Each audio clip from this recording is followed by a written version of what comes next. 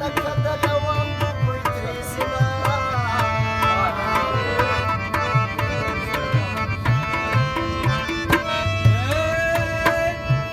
بس په مرچک کې د غږ ورک شه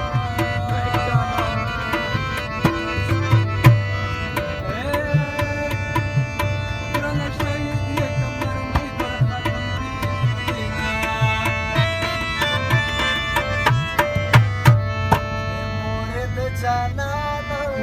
مورد جنان کټ باري